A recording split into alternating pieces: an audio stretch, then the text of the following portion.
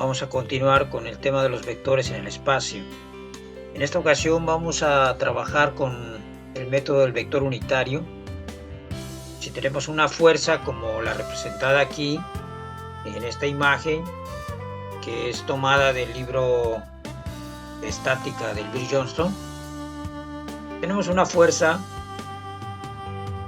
Esta fuerza la podemos expresar de manera cartesiana a través de un vector unitario que llamaremos lambda. Suponiendo que esta fuerza actúa a lo largo del punto M, N, a lo largo de estos dos puntos.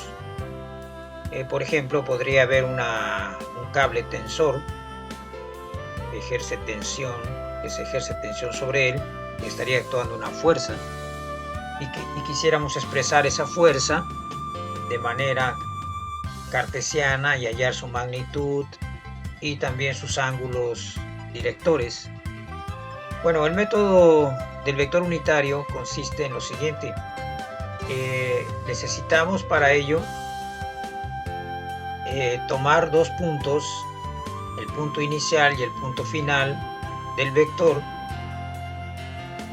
y con esos dos puntos sacaremos estas diferencias que llamaremos dx, restando la coordenada x del punto 2 menos la coordenada x del punto 1. Estamos llamando a n el punto 2 y a m el punto 1. Y luego sacaremos también la diferencia de y, restando la coordenada y del punto n, sería y2, y le restaríamos la coordenada y del punto 1, que es y1. Y finalmente haríamos lo mismo con dz, sería la diferencia entre la coordenada z del punto 2, que es n, menos la coordenada z del punto 1, que es m. Si el vector va de m a n, entonces vamos a hacer las restas del punto final menos las del punto inicial. O sea, vamos a restar estas, les vamos a quitar estas de aquí abajo. Bien, esto en forma general, un vector f como este queda expresado cartesianamente cuando se multiplica la magnitud de ese vector, que es f, por un vector unitario que está en la dirección y en el sentido de f. Es decir, a lambda lo tengo que dibujar en el mismo sentido y en la misma dirección, es decir, sobre el vector f. Para ello vamos a trazar un vector mn, un vector posición, un vector que va de m a n, y ese vector va a tener coordenadas de x, de y y de z. Ya vimos que de x, de y y de z vienen a ser las diferencias entre las coordenadas del punto n y el punto m. A las del punto final se le restan las del punto donde el vector está saliendo.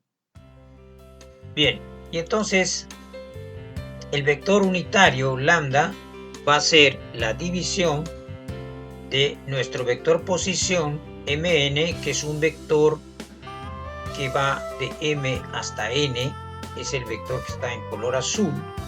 Este que está aquí empieza aquí en m y termina en n. Ese vector mn se va a obtener sacando simplemente estas diferencias y multiplicando cada una por el vector unitario correspondiente, IJK. Y el vector lambda, que es el vector unitario que está en la dirección y sentido de f, se obtiene al dividir ese vector posición entre la magnitud de ese vector posición. La magnitud de un vector se puede representar simplemente sin la flechita arriba. Cuando tiene la flecha arriba, pues indica que esto es un vector.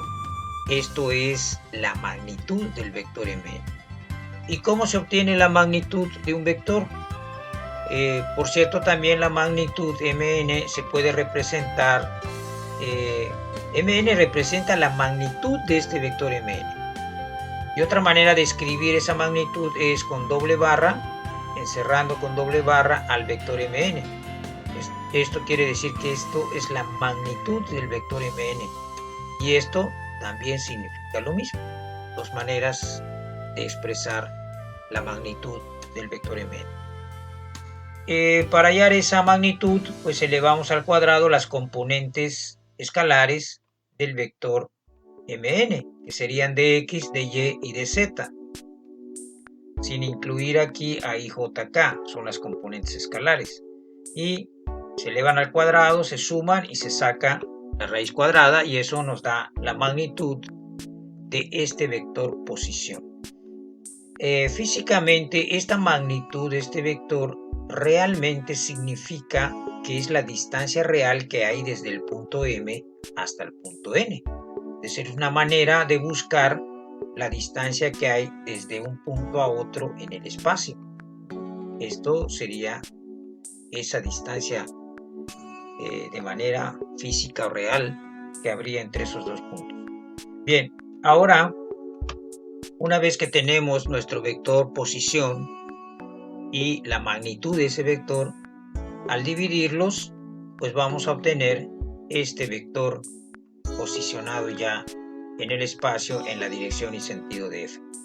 Pero la magnitud de ese vector es 1, por eso es unitario. Entonces, de esa manera se obtiene a lambda al dividir al vector mn entre la magnitud del vector mn. Sería nuestro vector unitario en la dirección y sentido de la fuerza F. Bien, por último, la fuerza queda expresada cartesianamente cuando multiplicamos, aplicando esta fórmula, la magnitud de la fuerza, es esta, por nuestro vector unitario lambda, que sería todo esto. Es decir, esta división que expresamos aquí. Este ya sería nuestro vector cartesiano. Es decir, este vector ya queda expresado con ijk. Bien, vamos a aquí hacer un resumen. La fuerza cartesianamente queda expresada de esta forma. La magnitud de este vector queda expresado así. Las componentes escalares de la fuerza serían fx, fy, fz, y los cosenos directores quedarían expresados de esta manera. Con estas fórmulas de los cosenos directores podríamos hallar teta x, teta y y teta z, despejando de cada fórmula, y esos ángulos se conocen como los ángulos directores.